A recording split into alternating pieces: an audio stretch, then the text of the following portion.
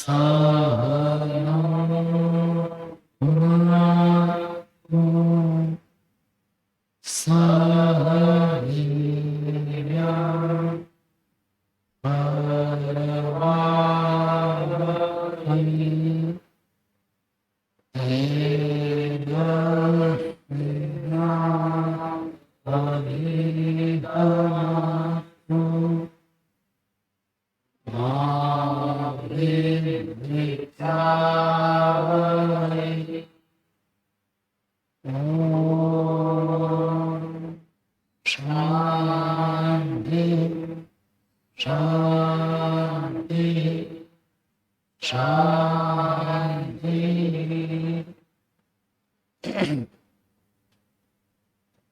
प्रश्नोपनिषद की 10वीं कक्षा है। प्रश्नोपनिषद में 4 प्रश्न पूरे हो गए। आज 5म प्रश्न को हम अध्ययन करेंगे। कुछ पूछना तो पूछ सकते हैं।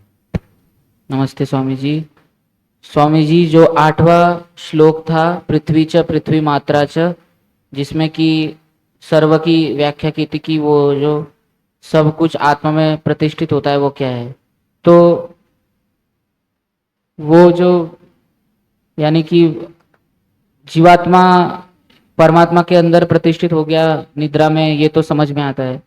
फिर पूरा जगत तो अपने स्थान पे है ही, फिर सिर्फ पृथ्वी पृथ्वी च पृथ्वी मात्रा च, ये कुछ बात समझ में नहीं आ रही। उसने तो अपनी सिर्फ इंद्रिया ही अंदर ले ली हैं, तो इंद्रिया बंद हो गई हैं या तो शरीर सो गया है, तो सिर्फ इतना ही कहना चाहिए था, सारा कह दिया। वो तो चल ही रहा है बाहर, जो हम सोने के बाद तो जगत का व्यापार तो चल ही रहा होता है तभी भी, तो इसका क्या समाधान है? तो आप जब जागृत अवस्था में रहते हैं तब ये जगत आपके लिए विद्यमान है। जब सो जाते हैं तब आपके लिए तो ये जगत है नहीं, तो जगत कहाँ गया? कहते ब्रह्म में गए। इतना ही तात्पर्य है, उसका और कोई अलग उद्देश्य नहीं है। पहले भी ब्रह्म में था, अब भी है, बाद में भी रहता है। फिर भी ये ऐसे कह रहे, इसका मतलब हमारा जो व्यवहार हो रहा था कि मेरी पुस्तक है, मेरी तो रहती नहीं उसमें, कहाँ गई? कहते वो सब ब्रह्म में गए। वस्तु भी ब्रह्म में और आपका विचार ज्ञान सब ब्रह्म में डूब गए। जब जागेंगे फिर उठेंगे। चलो 5म प्रश्न पढ़ते हैं।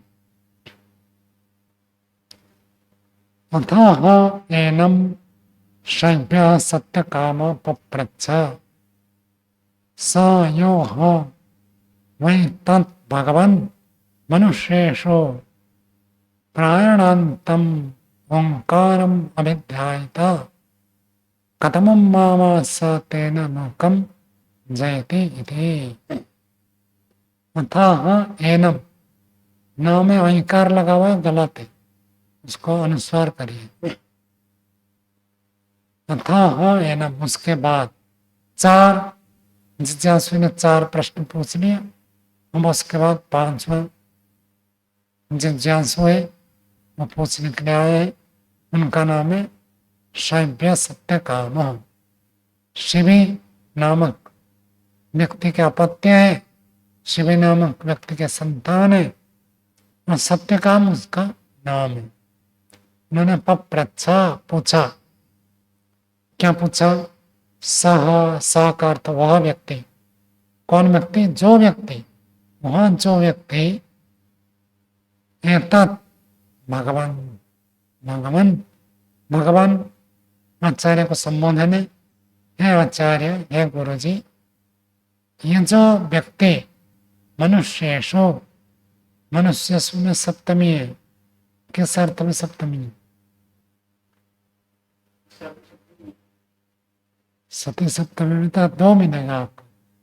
ऐसे होने पर ऐसे होता है, और सती का प्रयोग होता है, नहीं भी होता है कहीं पर। सती सप्तमी नहीं है।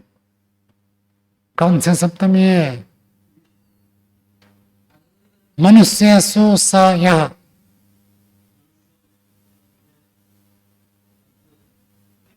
निर्धारण में षष्ठी सप्तमी होता है।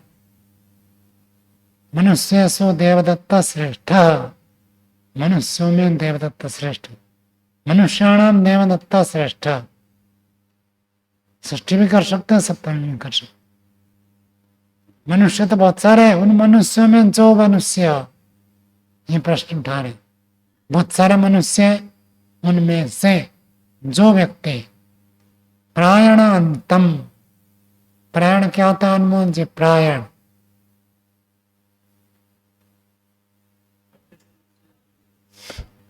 सब जगह देने का प्राण कहते हैं, तो बोले नहीं, मृत्यु को कहते हैं, योग दर्शन में आया है व्यासपासी।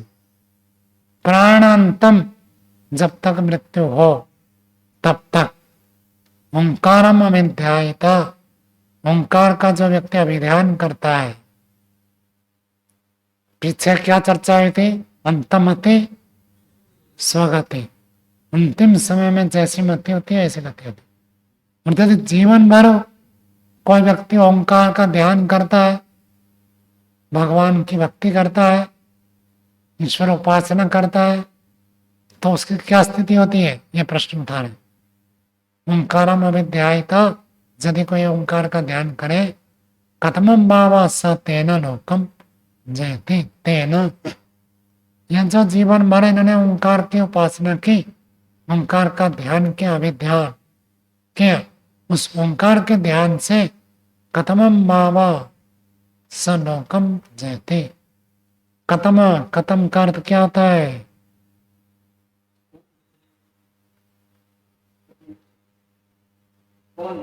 कतरा खत्म जाते पर प्रश्न आ चुका है आपका। कतरा और खत्म पढ़कर याद रखना आता है, प्रयोग करोगे तो याद होगा। आप अष्टाध्याय में पढ़ लिया और बंद कर दिए, परीक्षा के समय पढ़ लिया बंद कर दिया, ऐसे थोड़ी। व्यवहार में बोलना उन शब्दों को। 5 ब्रह्मचारी है, कौन सा ब्रह्मचारी? उसके लिए आता कथम। 2 है, उनमें से पूछना तो कतरा। आप 2 व्यक्ति है, 2 में से कौन सा व्यक्ति? तो उसके पूछा कतरा गच्छति। और 5 है, 5 में से कौन सा व्यक्ति जाएगा, जा रहा है, खा रहा है, नहाएगा, सेवा करेगा? तो पूछेगा कथम। 60 में बहुत में से किसी प्रश्नात्मक हो गया, कथम कौन सा? बहुत में से पूछा जाए तो कथम, 2 में से पूछा जाए तो कतरा। कथम भावत सत्यन लोकम, कथमम कौन से लोग को जीत लेता है, प्राप्त कर लेता है? प्राय करके प्रश्न उठाते हैं ना कि भाई ओंकार का हम ध्यान करें, ध्यान करने से मिलेगा क्या? क्यों? कुछ लाभ होगा तब तो करेंगे, नहीं तो क्यों करेंगे? क्यों सौम्य रंजन? ठीक बात है, गलत बात है? यदि ओम का ध्यान करने से कुछ लाभ होगा तब ध्यान करेंगे, यदि कोई लाभ नहीं है तो क्यों ध्यान करें? तो ऐसे पूछ रहे कि यदि जीवन में मृत्यु तक कोई ओम का ध्यान करता है तो उसको आगे क्या प्राप्ति होगी, क्या उपलब्धि होगी, कौन से लोग को जीत लेगा? ये प्रश्न। हाँ, दूसरा श्लोक देखिए। तस्मै सह वाच एतद् वै सत्य काम परम च ब्रह्म यत् ओंकारः तस्मात् विद्वान् एतेन एव आयतनेन एकतरम अन्वेति। तस्मै स वाच, प्रश्न उठाया था सत्यकाम जी ने, सैवी सत्यकाम, तो उनको उत्तर दे रहे कि एतत् वही सत्यकाम है। सत्यकाम, ये सुनो, जो व्यक्ति ऐसे ध्यान करता है, परम च ब्रह्मो, परम ब्रह्म अथवा पर ब्रह्म, यद ओंकार, जो ओंकार है उन दो प्रकार है, परम ब्रह्म अपर ब्रह्म है।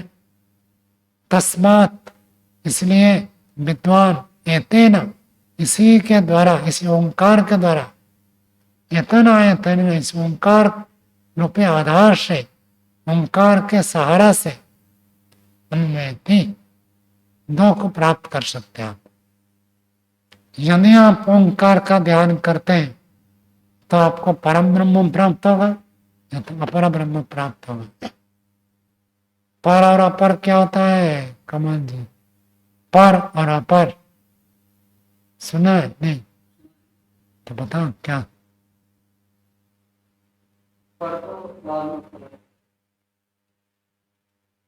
और अपर क्या होता है अनमोल जी? परापर।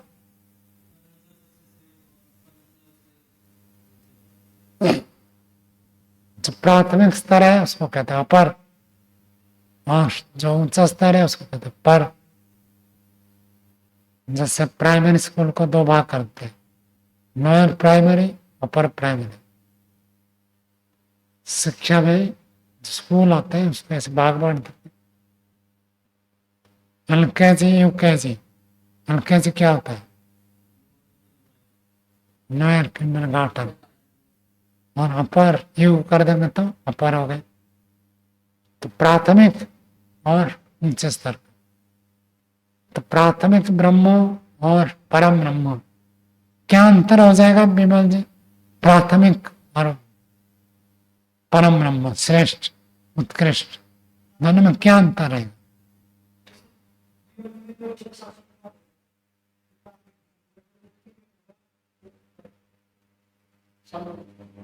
चलो बताओ।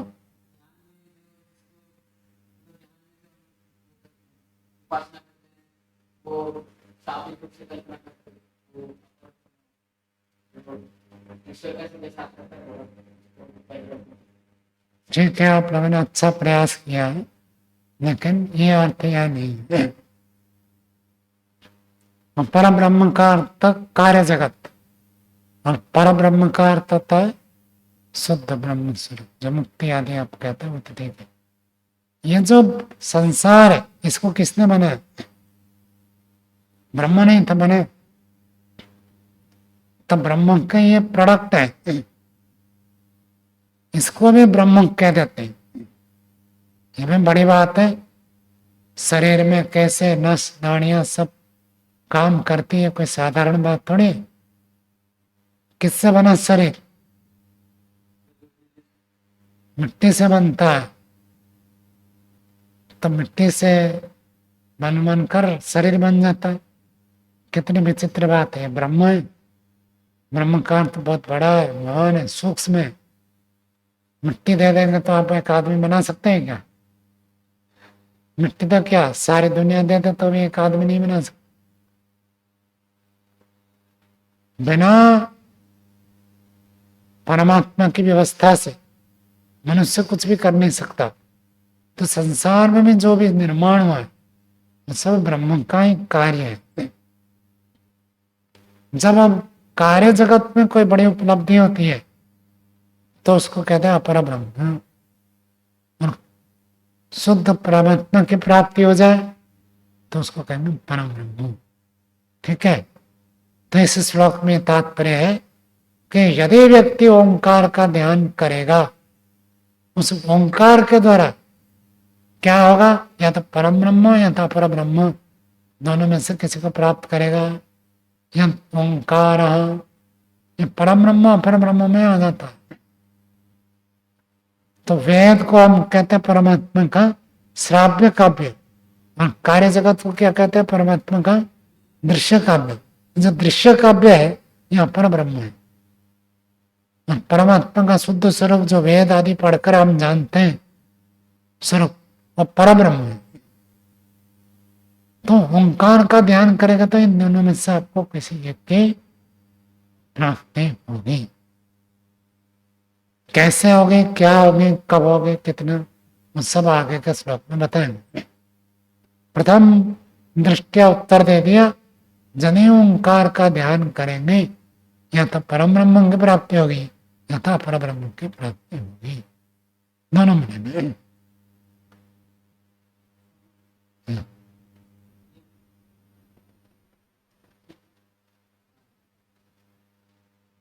यद ओंकार, जो ये ओंकार है वो परम ब्रह्म परब्रह्म है।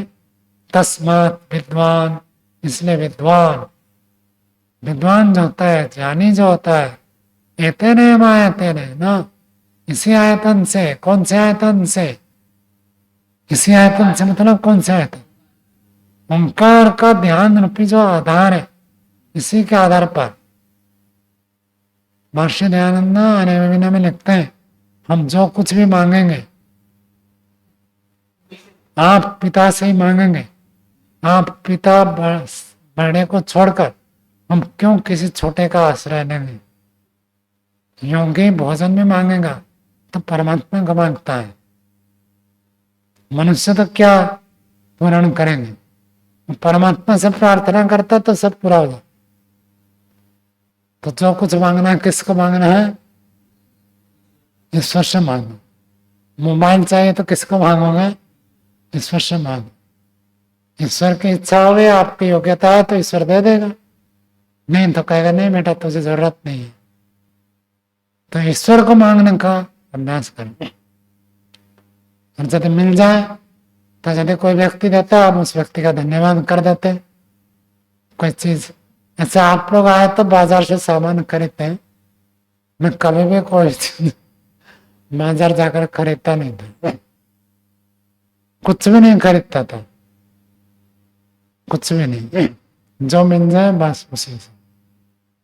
हम आप लोग को कहना पड़ता है ये लाओ वो लाओ, मिल जाए तो मिल जाए, नहीं मिला तो मैं सोचता तो भगवान की इच्छा, भगवान नहीं चाहते कि हमको इसकी आवश्यकता नहीं है तो ठीक है प्रयोग नहीं करेंगे। मेरा मोबाइल बंद हो जाए तो मुझे क्या परेशानी है, मुझे कोई परेशानी नहीं है, दूसरों को परेशानी होगी। जो मेरे से संपर्क करना चाहिए उनको परेशानी होगी, मैं दूसरों से संपर्क नहीं कर पाऊंगा, मेरे हानि क्या होगी, कोई हानि नहीं है। तो परम ब्रह्म की भी प्राप्ति ओंकार के ध्यान से, परम ब्रह्म की भी प्राप्ति ओंकार के ध्यान से। सब कुछ की उपलब्धि ओम के ध्यान से हो जाता है। तर्क के दृष्टि से तो तार्किक व्यक्ति तो खंडन कर देगा, ओंकार से नहीं होगा। लेकिन आप करके देखो, ओम का ध्यान करो, जो जो आपको आवश्यकता है परमात्मा आपके लिए पूर्ण कर देंगे। जो नहीं पूर्ण हुआ समझ लेना आपके लिए आवश्यक नहीं है, इसलिए परमात्मा ने दे। जब एक सामान्य पिता दयालु होता है, बेटे को जो चाहिए बिना मांगे दे देता है, तो परम पिता परमात्मा तो परम दयालु है और वो हमारा इतना हितैषी है, उससे बढ़कर कोई हितैषी है ही नहीं, वो क्यों नहीं देगा। अब विश्वास की बात है, जिसको विश्वास नहीं है उसको लगेगा ऐसे कैसे, रोटी तो मांगनी पड़ेगी। आप अपनी योग्यता को बढ़ाओ, आप अपना कर्तव्य को पालन करो, आपको जो मिलना है वो परमात्मा की व्यवस्था से मिल जाएगी।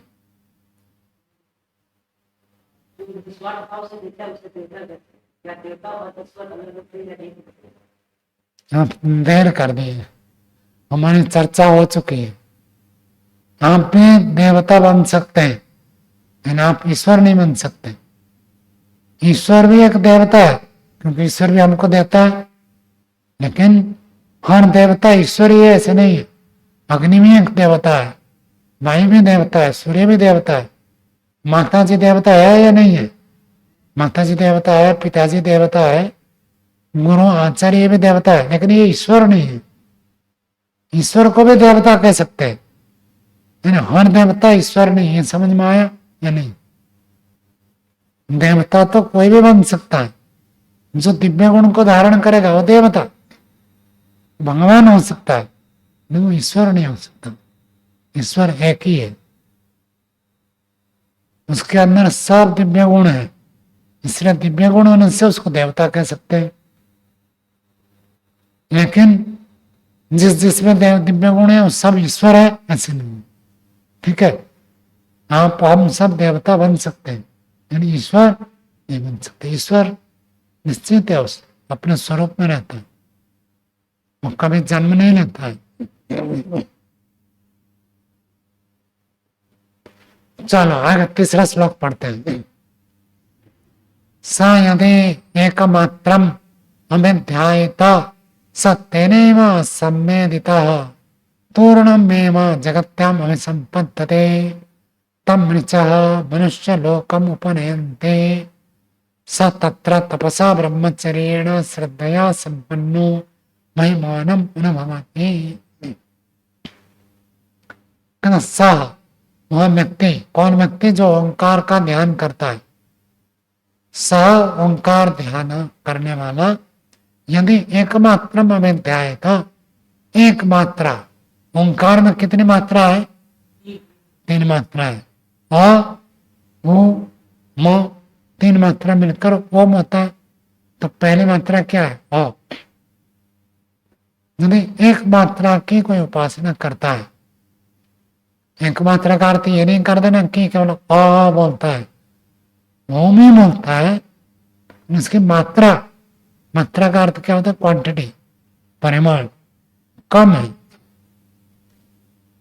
यदि एक मात्रा अभिध्याय तो कल्पना करो दिन में एक बार ईश्वर का ध्यान करना। सुबह बहुत सारे लोग केवल सुबह सुबह ध्यान करते, शाम को दिन भर के काम में लगे रहते, उनको फुर्सत नहीं हो, केवल सुबह ध्यान करते। और मानो 24 घंटे में से कितना? 24 मिनट। 24 घंटे में से भी यदि 24 मिनट वो ध्यान करता है ओंकार का, तो भी वो जीवन में बहुत उन्नति करता है और मुक्ति तक बढ़ता जाता है, आगे आगे बढ़ता जाएगा। कितने होंगे? एक मात्रा है। दिन में एक बार ध्यान करता है, केवल सुबह अथवा केवल शाम को। किसी को सुबह सुबह ड्यूटी होगा, शाम को करता है, केवल शाम को करता है, एक बार करता है। तो क्या स्थिति होती है? यदि एकमात्रम अभिध्यायेत सत्येनैव, उसी एक मात्रा ध्यान से ही सम्मेदिता, सम्मेदिता वो ऐसे अनुभव करता है, संवेदना उसकी प्राप्त होती है। पूर्ण में एवं, पूर्ण कहते हैं शीघ्र, शीघ्र ही जगत्याम अभिसंपद्यते, उन जगत को प्राप्त कर लेते हैं। जगत्याम, जगत, जगत्याम, जगत्याम क्या? गतिशील जगत, जो संसार गतिशील है उसको जगत ही कहते हैं। उस जगत में अभिसंपद्यते, दोबारा उसको जन्म मिलता है। दिन में यदि एक बार ध्यान करेगा तो उसको क्या प्राप्त होगा? संसार की प्राप्ति होगी, पुनर्जन्म, अच्छा पुनर्जन्म मिलेगा। जगत्याम का अर्थ पृथिव्याम, पृथ्वी में दोबारा जन्म लेगा, अच्छा जन्म मिलेगा। तम ऋच, यहाँ ऋच का अर्थ ऋग्वेद। तम उसको, ये जो ऋग्वेद के मंत्र है, मनुष्य लोकम उपनयन्ते, मनुष्य लोक को प्राप्त होते हैं। यदि दिन में एक बार भी आप ध्यान करते हैं तो आपको क्या प्राप्त होगा? मनुष्य जन्म प्राप्त होगा। और जो एक बार भी नहीं करता,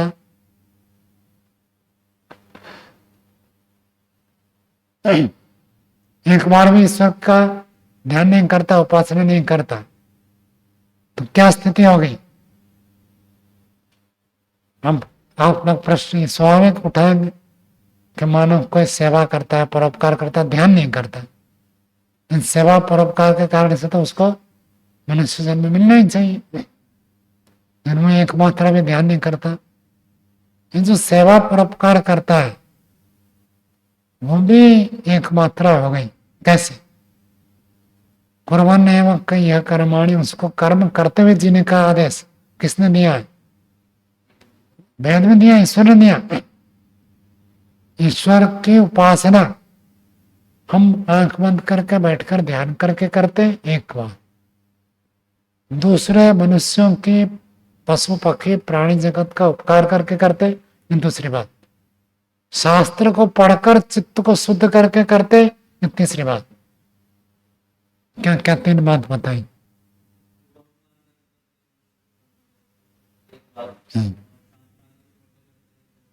पढ़ना केवल नहीं है, पढ़ना तो होता था, शास्त्र आदि पढ़कर चित्त को उस प्रकार निर्मल करते हैं। और दूसरी बात, और 3 बात बताए थे। क्या स्वामी रंजन जी? तीसरी बात कमल जी, क्या तीसरी बात? परोपकार तो बोल दिया इन्होंने। जागरूक रहना पड़ेगा। अब 2 मात्रा आपके रह गए, 3 मात्रा होनी चाहिए तो 1 मात्रा गया। उपासना करना, ध्यान करना, मुख्य को तो छोड़ ही दिया, मक्के दो को पकड़ लिया, तो उसी में ज्यादा रुचि होती है ना। पहले यहीं से तो सुनो कि आंख बंद करके बैठकर ध्यान करते हैं, ये उपासना करते, ये ओंकार का ध्यान का एक भाग है। उन जो व्यक्ति परोपकार करता है वो भी मानव क्यों परोपकार कर रहा है?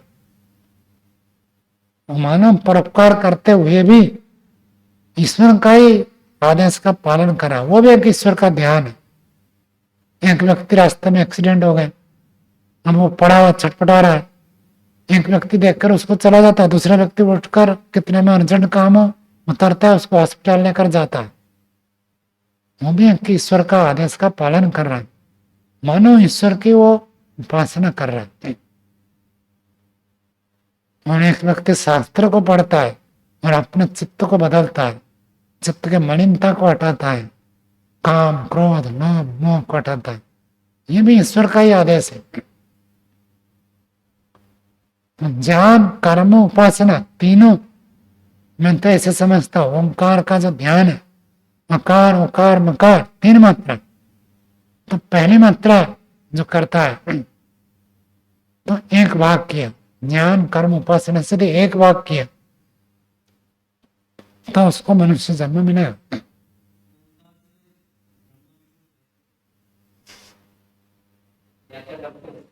नहीं है, वो पढ़ेंगे, हम आने वाला है, मांडुक्य के उपनिषद पढ़ेंगे, इसके बाद मुंडक, मुंडक के बाद मांडुक्य, उसमें आपको विशेष मिल जाएगा। तो आकार, यदि ओंकार का 1 मात्रा भी आप उपासना करेंगे तो क्या स्थिति होगी? कहते हैं तम ऋचा मनुष्य लोकम उपनयन्ते, वो मनुष्य लोक को प्राप्त होता है। कोई केवल कर्म को करता है, मैं सेवा परोपकार कर्म ही करूंगा, प्रचार प्रसार वेद का, गायों की सेवा हो, मनुष्यों का अनाथ का पालन हो, केवल उसी में लगे रहते हैं। 1 भाग। कई लोग केवल ध्यान करते हैं और दुनिया से कोई लेना देना नहीं, केवल 1 भाग हुआ। कई लोग केवल शास्त्र के पठन पाठन में लिप्त रहते हैं, वो 1 भाग हुआ। यदि 1 भाग करेंगे तो आपको मनुष्य लोक की प्राप्ति होगी। मनुष्य लोकम उपनयन्ते स तत्र, और वो व्यक्ति वहां क्या करता है? तपसा ब्रह्मचर्येण श्रद्धया संपन्न, मनुष्य लोक को प्राप्त होगा यदि ईश्वर का ओंकार का 1 मात्रा भी यदि कोई ध्यान करता है तो तपस्वी तो बनेगा। चाहे सेवा परोपकार करे, सेवा परोपकार में तो होता है कष्ट उठाना पड़ेगा, बिना कष्ट उठाए दूसरों की क्या सेवा करेंगे, क्या परोपकार करेंगे, तब तो होता है। और अष्टाध्यायी याद करना, याद रखना सबसे बड़ा तप है। अष्टाध्यायी से में तप को यह क्या, अष्टाध्यायी याद करो और उसको याद रखो, बहुत बड़ा तप है। और मन को संसार के सभी विषयों से हटाकर ईश्वर में लगाना सामान्य बात नहीं है, तप है। हम ब्रह्मचर्य का पालन करता है, इंद्रियों का संयम रखता है, श्रद्धा मुख्य बात है। तप करता है, ब्रह्मचर्य का पालन करता है, श्रद्धा से संपन्न होकर महिमानम अनुभवति, महिमा को अनुभव करता है। यदि ओंकार का 1 भाग अर्थात 1 मात्रा भी कोई उपासना करता है तो उसको अच्छा मनुष्य जन्म मिलेगा। ईश्वर के आदेश 3, शुद्ध कर्म, शुद्ध उपासना, शुद्ध ज्ञान, तीनों करेंगे तब तो आपकी मुक्ति है। तीनों में से यदि आपने एक को भी ऊपर भी जोर लगाया तो भी आपको अगला जन्म मनुष्य का प्राप्त हो जाएगा। मनुष्य प्राप्त होकर महिमानम अनुभवत, अच्छा बढ़िया संपन्न मनुष्य जन्म मिलेगा, सुख को अनुभव करता है। आगे 14 श्लोक देखिए। अथा यदि द्विमात्रेण मनसि संपद्यते सो अंतरिक्षम यजुभिर्उन्नीयते सोमलोकम स सोमलोके विभूतिम अनुभूय पुनरावर्तते। अथा यदि द्विमात्रेण, और 2 मात्रा यदि आपने उपासना की, मनसि संपद्यते, मन में संपन्न हो जाता है। 1 मात्रा करेंगे तो आपको मनुष्य शरीर मिलेगा, संसार सुख मिलेंगे। और जब 2 मात्रा कर दिया तो मन में बढ़िया मन मिलेगा। अभी मन कैसा है, चंचल है, उसको बढ़िया मन प्राप्त होगा। मन से संपद्यते, मन में वो युक्त होता है, मन में वो संपन्न होता है, मन में वो युक्त हो जाता है। स अंतरिक्षम यजुभिर्उन्नीयते, स वह व्यक्ति, कौन व्यक्ति? जो व्यक्ति 2 मात्रा उपासना करता है। यजुभिर्उन्नीयते सोमलोकम, यजुष के द्वारा वो उन्नति को प्राप्त करता है। कहाँ पहुंचता है? सोमलोक। सोमलोक होता है चंद्रमा, जहाँ सौम्यता है। चांद में जन्म मिलेगा ऐसा नहीं है। तो ऐसे सौम्य स्थान जहाँ मन प्रसन्न हो जाता है, हर व्यक्ति खुश रहता है, एक दूसरे को परेशान नहीं करते, ऐसे सोमलोक को वो प्राप्त होगा। कौन प्राप्त होगा? जो 2 मात्रा इस ओंकार का ध्यान करते हैं।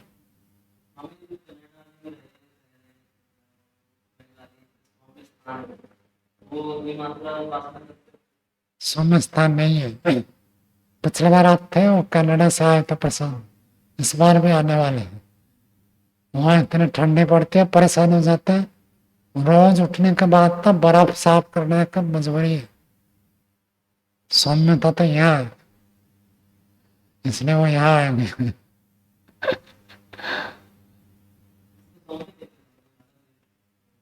और क्या 6 ऋतु है? और किसी देश में 6 ऋतु नहीं है। आर्यवर्त में 6 ऋतु होते हैं, बाकी जगह तो सब परेशान है। सर्दी वहां इतनी भयंकर पड़ती है, वहां सर्दी होती है, यहाँ आ जाते हैं। हाँ, सब आर्यवर्त है मानो, अब एशिया महादेश मान लो, क्या दिक्कत है? आर्यवर्त देश की विशेषता, सब ऋषि यहीं पैदा होते हैं। और आपको भी इसलिए भगवान ने यहाँ जन्म दिया। आपने कुछ मात्रा उपासना की थी, जो उपासना नहीं करता उसको उधर भेज देते हैं।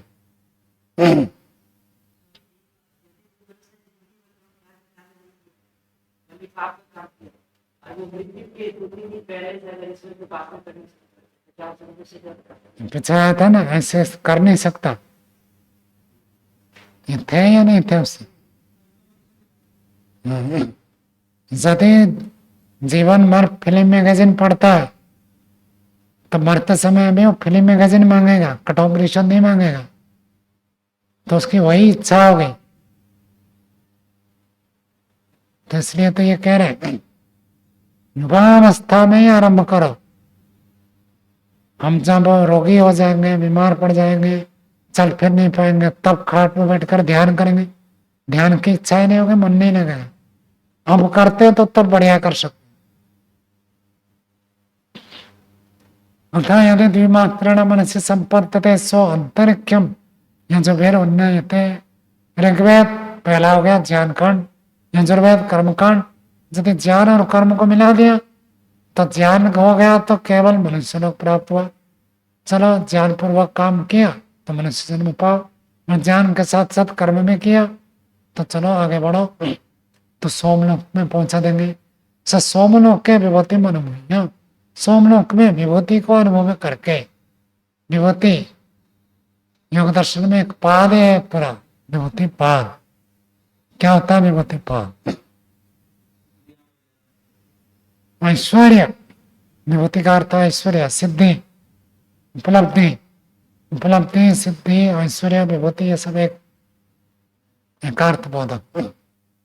तो उसको अच्छे अच्छे ऐश्वर्य प्राप्त हो गए, सोमलोक को प्राप्त हो जाएंगे। लेकिन विभूति अनुभूय पुनरावर्तते, फिर वापस लौट कर आएगा। एक बार आपने अच्छा पुरुषार्थ किया और परिश्रम किया, एक एक व्यक्ति का उपकार किया, इलेक्शन में खड़े हो जाएंगे तो सब लोग आपको वोट देंगे। लेकिन वोट देने के बाद कितने साल के लिए जाएंगे? 5 साल। 5 साल पूरा होने के बाद वापस जाओ। तो जो किया था उसका फल भोग लिया, फिर जाओ, वापस आ जाएंगे। तो सेवा परोपकार करने से सोमलोक तक की प्राप्ति होगी। मनुष्य से ऊंची स्थिति है, देवताओं की स्थिति है, प्राप्त होगा। लेकिन जितना पुण्य किया है वो फल भोग लिया, उसके बाद फिर वापस आ जाओ। नौते अनुभूय पुनरावर्तते, फिर वापस लौटकर आ जाता है। आगे 5वां श्लोक देखिए। सपनानेतम त्रिमात्रेण ओमिति एतेन एव अक्षरेण परम पुरुषम अविध्यायिता स तेजसी सूर्य संपन्नः यथा पादोदर त्वचा विनिर्मुच्यते एवं होमै स पाप्पनः विनिर्मुक्तः स सामभिर्नीयते ब्रह्मलोकं स एतस्मात् जीवगणात् परात् परं पुरेशयं पुरुषम इच्छते तदेतो श्लोको भवता। यह पुनः जो व्यक्ति एतम इस त्रिमात्रेण, 3 मात्रा, ओम तेन अक्षरेण, ओम ये जो 3 अक्षर है, इस 3 अक्षर के द्वारा परम पुरुषम अविध्यायते, परम पुरुष कौन है? पुरुष विशेष परमात्मा। तो सामान्य पुरुष तो हम भी है, तीनों परम पुरुष है, पुरुष विशेष है। उसका जो व्यक्ति अभी ध्यान करता है, 3 मात्रा ओम से ध्यान करता है। 3 मात्रा, शुद्ध कर्म, शुद्ध ज्ञान, शुद्ध उपासना, तीनों जो करता है तो क्या प्राप्त होता है? तेजसी, तेज से ज्ञान में ज्ञान भी हो गया, सेवा परोपकार से चित्त निर्मल हो गया और भगवान की भक्ति से सामीप्यता को प्राप्त कर लिया। सूर्य संपन्न, सूर्य में संपन्न हो जाता है। हम इसी सूर्य को जाएगा तो जीवात्मा सूर्य में जाकर नष्ट नहीं होगा, शरीर जल जाएगा। ये शरीर तो जाएगा नहीं सूर्य में, शरीर टूट फूट जाएगा। कहां पर? ब्लैक होल में। क्या हनुमान जी? ब्लैक होल में शरीर टूट फूट जाएगा, आत्मा कुछ नहीं होगा। तो सूर्य में भी पहुंच सकता है। अब सूर्य का अर्थ है भौतिक सूर्य, ऐसा नहीं। जहां प्रकाश ही प्रकाश, अंधकार कुछ नहीं है, ज्ञान की परिपूर्णता है, इसको प्राप्त कर जाता है। तो आपको बोलना है आज, यथा पादो धरा, पादो धरा, क्या अर्थ होगा बताओ? पाद है उधर जिसके, आपके कितने पाद है? 2। और जिसका पेट ही पाद है, कौन है? सांप है। सांप का नाम है पादोदर, क्योंकि पेट से ही चलता है, तो उसका कहते पादा उदरम, इससे पानम उदरम, इससे पाद है उधर जिसका। तो कहते हैं यथार्थ पादोदर, जैसे सांप त्वचा विनिर्मुच्यते, त्वचा केचुली से हट जाता है। सांप के शरीर में केचुली चढ़ जाता है। जैसे जैसे सांप पुराना होता है, बूढ़ा होता है, उसके शरीर में केचुली, खाल चढ़ जाता है। खाल धीरे धीरे कठोर हो जाता है। आप लोगों ने देखा है? तो उसके जो एक एक टुकड़े होते हैं बड़े कठोर होते हैं। सांप जैसे मुड़ेगा, सांप का शरीर ही बड़ा कोमल होता है, छुआया कभी सांप को। अच्छा। तो सांप का शरीर बड़ा कोमल होता है, जो केचुली के अंदर होता है जैसे मुड़ेगा वो केचुली के जो भाग एक एक होते हैं वो चुभ जाते हैं शरीर को, तो बड़ा कष्ट होता है उसको, बेचैन हो गया। तो जब पुराना हो जाता है उस केचुली को किसी कांटे में नुकीले पदार्थ में फंसाता है और उल्टा निकल जाता है, तो बड़ा सुखी हो जाता है। फिर 1 साल के बाद फिर केचुली आता है, हर साल उसके शरीर में केचुली चढ़ता है, ऐसे मैंने सुना है, परीक्षण नहीं किया। उल्टा सीधा भी लगता है, जैसे अटका के सीधा चला के टूटी उतर जाती है, उल्टी तो केचुली उल्टा हो गया ना, जैसे आप गद्दे के ऊपर कवर चढ़ाते हैं तो कवर को एक सीधा खींच सकते हो और एक उल्टा खींच सकते हैं। चढ़ाते समय ऐसे सीधा चढ़ाते हैं, उल्टा भी चढ़ाते हैं। उल्टा चढ़ाने में सरल होता है। जैसे वो कांटे नुकीले पदार्थ में फंसाएगा केचुली को, सीधा निकलेगा तो केचुली उल्टा हो जाएगा। हाँ, तो उससे जब छूट जाता है तो बड़ा सुख उसको अनुभव होता है। ऐसे ईश्वर की यदि त्रिमात्रा उपासना करेंगे तो क्या होगा? एवं हाँ भाई सब पापमना विनिर्मुक्त, पाप से हट जाता है। स सामभेर उन्नीयते, साम के द्वारा उन्नत हो जाता है। ब्रह्मलोक को प्राप्त कर लेता है। तो एकमात्रा उपासना, इसको आप ज्ञान कर्म उपासना में ले सकते हैं। और मैंने कहा था सुबह केवल एक टाइम दिन में 1 बार उपासना करता तो कौन सा प्राप्त करेगा? मनुष्य लोग। और सुबह शाम 2 बार करेगा तो सोमलोक को प्राप्त करेगा। और जो त्रिमात्रा पूरा दिनमान ईश्वर की उपासना में रहता है, जिसके लिए योग दर्शन में आता है सयासनस्थो पथे ब्रजनवा स्वस्था परीक्षण वितर्क जाला संसार बीजम क्षमिक्षमाणम सन्नित्य मुक्तो मृतभोग भागे। जो जब तक जागृत अवस्था है तब तक पूरा तीनों मात्रा में ईश्वर प्रणिधान करता है, स्वस्थ है और स्वस्थ होता है, अपने स्वरूप में स्थित होता है और वितर्क के जाल को बचा कर रखता है। कल जो बताया था अहंकार उद्वेग होता है, काम क्रोध आते हैं, ये सब उसके वितर्क जाल बंद रहते हैं। ईश्वर से जुड़ते ही ये सब बंद, ये सब चालू है। समझना ईश्वर से हम छूटे हुए हैं, कम से कम उतने काल के लिए। बाद में फिर जुड़ जाए तो फिर छूटेंगे। तो जिस समय काम क्रोध आते हैं, अहंकार आता है, अभिमान आता है, तो समझना उस समय ईश्वर से संबंध छूट गया। और त्रिमात्री की उपासना करता तीनों, अर्थात दिनमान वो ईश्वर से जुड़ा हुआ है, तब तक पाप तो उसको स्पर्श करेंगे ही नहीं, आएंगे नहीं। जिसका कर्म भी शुद्ध हो गया, जिसकी उपासना शुद्ध है, जिसका ज्ञान में शुद्ध है, उसको पाप कैसे स्पर्श करेगा? स्पर्श करेगा ही नहीं। सब पाप मना विनिर्मुक्ता, पाप से हट जाता है। और जो व्यक्ति पाप से हट जाता है उसकी बात 100% सत्य है। जो कहेगा मान्य है, गलत बोलेगा ही नहीं, पाप से युक्त नहीं। सामों में ऋग्वेद, फिर यजुर्वेद, फिर सामवेद कह रहे। तो सामवेद उन्नति को प्राप्त होता है। कहां तक पहुंच जाता है? ब्रह्मलोक को। 3 जने 3 मात्रा उपासना करते हैं तो ब्रह्मलोक की प्राप्ति हो जाएगी। स तस्मात् जीव घनात् परात् परम। ये जो जीव घन है, जीव घन का अर्थ जो मर्त्य शरीर है, इसमें जीवापन घनत्व है।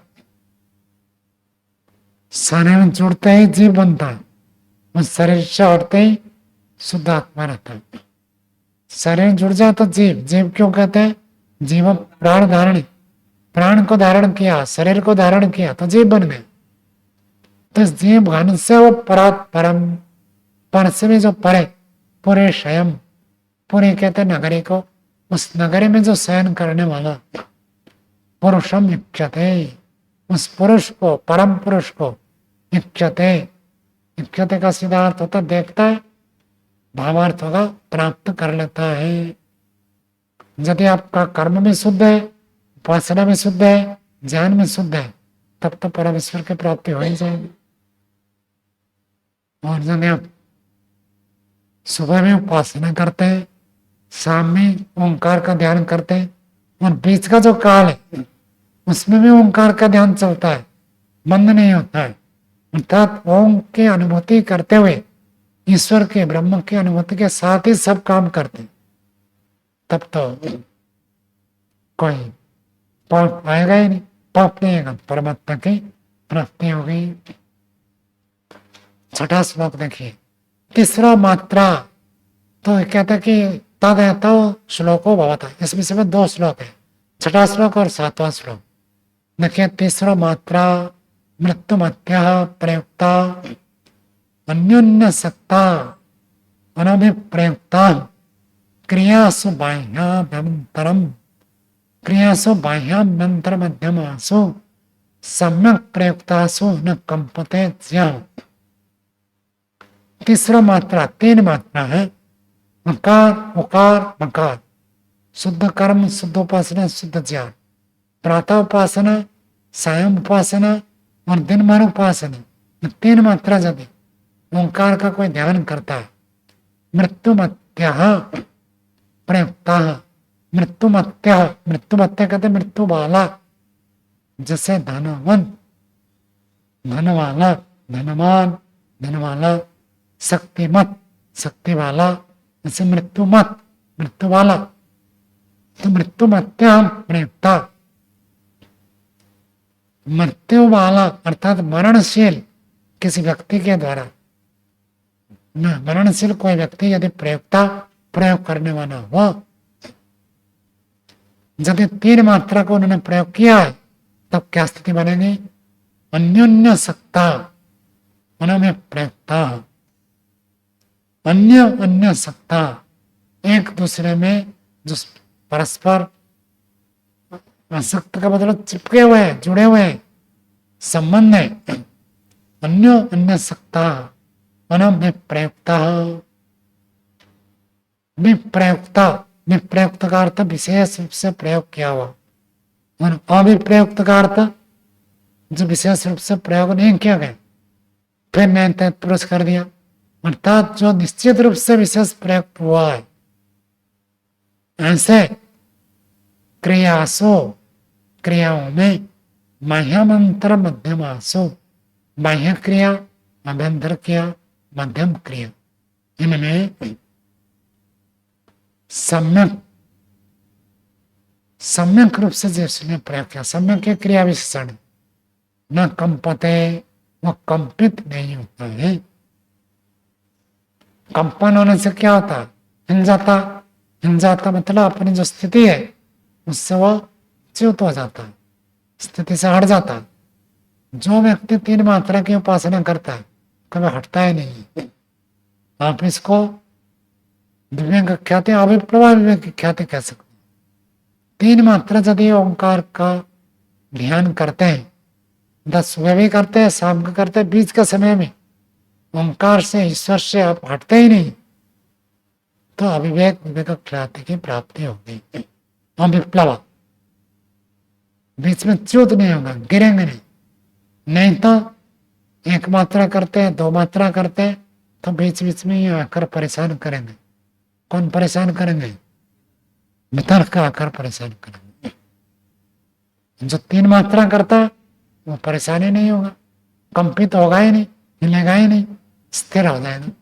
कौन? कहते हैं ज्ञान, ज्ञानी व्यक्ति ऐसे होता है, ज्ञानी पुरुष ऐसा होता है, पूरा स्थिर रहता है।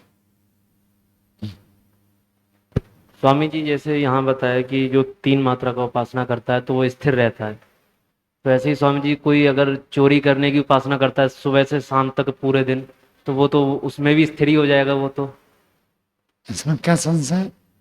तो ये जिस तो काम को करेगा उसमें स्थिर होगा। जी, तो इससे ये क्या मतलब इससे ये क्यों अध्यापक निकाल रहे हैं कि ओम का ध्यान करने से ब्रह्म में ही जाएगा व्यक्ति? वो तो ओम का ध्यान करने से वितर्क नहीं आएंगे, वो बात ठीक है, लेकिन ब्रह्म में जाएगा ये कहाँ निकल रहा है फिर इससे? और ये तो कहाँ बस जाए? स्थिर स्थिर हो जाता है, बस ये है, वितर्क नहीं आता। स्थिर तो हो जाता, कहाँ होगा? जैसे अच्छाई आ जाएगी, बस अच्छाई में स्थिर रहेगा कि हाँ अच्छे गुण कर्म स्वभाव रहेंगे, बाकी तो अच्छा है क्या? अच्छा जो सबसे अच्छा वही ब्रह्म है। ब्रह्म से बढ़कर कोई अच्छा नहीं नहीं। स्वामी जी, लेकिन मोक्ष में जाएगा ये सब ऐसा कहाँ, इससे कहाँ निकल रहा है कि मोक्ष लोक में जाएगा इससे सब लोग, मतलब किससे? कि ओमकार का तीनों समय ध्यान करने से मोक्ष लोक को प्राप्त होगा?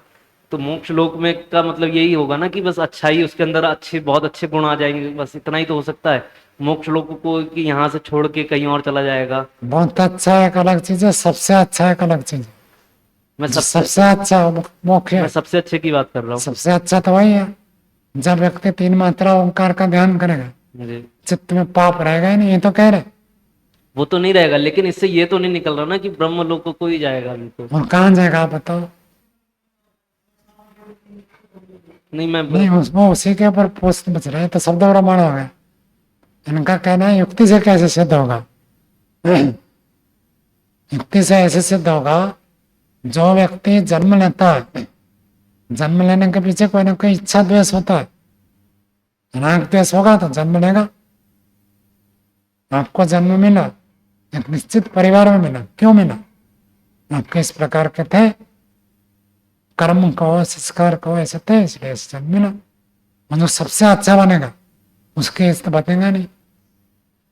कोई व्यक्ति शराब पीता है, कोई व्यक्ति दूध पीता है। शराब नहीं मिलने से एक व्यक्ति पिटाई कर देता है, एक व्यक्ति दूध न मिलने से पिटाई कर देता है। तो दूध न मिलने से पिटाई करता है, वो भी तो गड़बड़ है।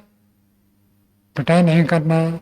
जब ऐसे सारे राग पे सड़ जाएंगे तो संसार चाहिए नहीं उसको, फिर कहाँ जाएगा? हाँ, वो पुनर्जन्म वाली बात आ रही है आ फिर। जाएगा और जाएगा नहीं पुनर्जन्म। मुक्ति में जाएगा। ठीक, मुक्ति में नहीं गया मतलब कुछ गड़बड़ा है। ठीक सब गड़बड़ वाले हैं यहाँ है। है। जी, तो मानकर चलो यहाँ कोई ना कोई कुछ ना कुछ गड़बड़ा करेगा। जब कुछ भी गड़बड़ नहीं होगा तो मुक्ति हो जाएगी ना। चलो आगे चलते हैं। 7वां श्लोक। ऋग्वेतम यजुर्वेरंतरिक्षम सामवेर्यत् तत्कवयो वेदयन्ते तम ओंकारेण एव अयतनेन अन्वेति विद्वान् यत्तत् शान्तम् अजरम् अमृतम् अभयम् परम च इति। ऋग्वेद ऋग्वेद के द्वारा अर्थात ओंकार की एक मात्रा उपासना करेंगे तो ऋग्वेद एक भाग हुआ। तो उसका यदि आपने ज्ञान प्राप्त किया तो इस मनुष्य लोक को प्राप्त करेंगे। यजुर्वेद अंतरिक्षम, ज्ञान के साथ आपने कर्म में जुड़ा दिया तो आपको ऊंचा लोक मिलेगा, अंतरिक्ष लोक की प्राप्ति हो गई, सोमलोक प्राप्त होगा। जितना परोपकार करेंगे, सेवा करेंगे, अच्छा कर्म करेंगे, उतना ही आपको अगला जन्म अच्छा मिलेगा, आनंददायक मिलेगा, सुखदायी मिलेगा। और साम में या तत्व, और साम में तीसरा हो गया। तीसरे से यदि साम में उपासना तक भी आप पहुंच गए, या तत् कवयो वेदयन्ते, जिसको कवि लोग ऐसे जनाते हैं, ऐसे बताते हैं। क्या बताते हैं? कि साम्य की उपासना करेंगे तो आप ब्रह्मलोक तक पहुंच जाएंगे। तम ओंकारेण एवं आयतनेन अन्वेति, ओंकार के आयतन से अन्वेति, ओंकार के आधार, आयतन करता आधार, आयतन करता सहारा, आयतन करता टिकाव, आयतन करता ठहराव। जैसे हम गाड़ी में बैठकर जाते, ट्रेन में बैठकर जाते, वो हमारा आधार बनता है। ये ओंकार जब आधार है, उस ओंकार के आधार के रूप में वो अन्वेति, उसको प्राप्त कर लेता है, ब्रह्मलोक को प्राप्त कर लेता है। विद्वान यत्तत्, विद्वान लोग जो होते हैं, विद्वान कौन होता है? जो जानता है। क्या जानता है? शास्त्र को जानता है। विद्वान कौन होता है हनुमान जी? विद्वान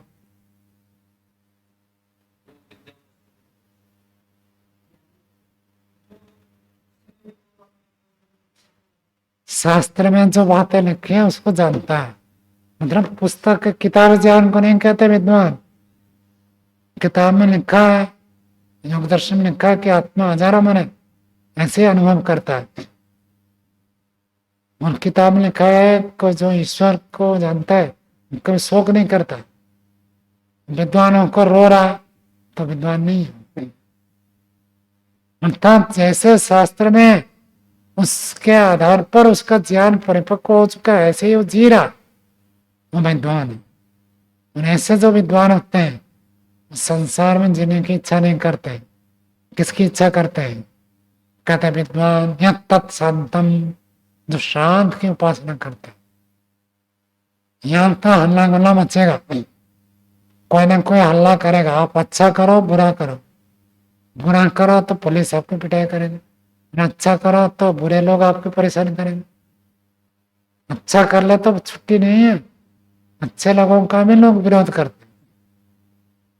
जो मांस अंडे खाते वो लोग न खाने वाले का विरोध करते, जो नहीं खाने वाले वो खाने वाले का विरोध करते। विरोध तो रहेगा, यहाँ विरोध रहेगा। शांति कहाँ है? ईश्वर में शांति है, ब्रह्मलोक में शांति। तो विद्वान लोग उसकी इच्छा करते हैं। उनसे संसार की इच्छा करता अर्थापति से क्या निकलेगा? वो विद्वान। विद्वान लोगों के लिए रहने का जगह नहीं है। विद्वान तो उसकी इच्छा करते हैं। किसको? जो शांत है, अजरम, उनसे कभी जरा जीर्ण नहीं होता है, जीर्ण शीर्ण नहीं होता है, क्षय नहीं होता है, हटता नहीं है, नष्ट नहीं होता है। अजरम, अमृतम, अमृत है, कभी मरता नहीं है, मृत्यु का भय ही नहीं है वो। अभयम, वो भय नहीं। भय से भय कब लगता है? क्योंकि जब हमारे से कोई छीन लेगा, हमें कुछ दुख देगा, स्थिति हो तो भय लगता है। तो उसमें तो कोई नहीं। तो परम चाहते जब पर है, प्रकारत परम ब्रह्म, प्रकारत परम पुरुष, प्रकारत परमात्मा। वो शांत है, वो अजार है, वो अमृत है, वो अभय है और वो परम है। उसी को वो लोग जानना चाहते, प्राप्त करना चाहते हैं। विद्वान तो वही होता है जो व्यक्ति उसकी इच्छा करता है और तदनुसार चलता है, वो विद्वान है। और जो इसकी इच्छा नहीं करते, शांत अजार अमर अभय की इच्छा न करके संसार की इच्छा करते, उसी में लगे रहते, विद्वान नहीं। वह विद्वान है। भले शास्त्र पढ़ा है, पढ़ा रहा है, विद्वान नहीं है, वह विद्वान है। ठीक है, तो ये हमारा पंचम प्रश्न पूरा हो गया। कल हम छठा प्रश्न पढ़ेंगे।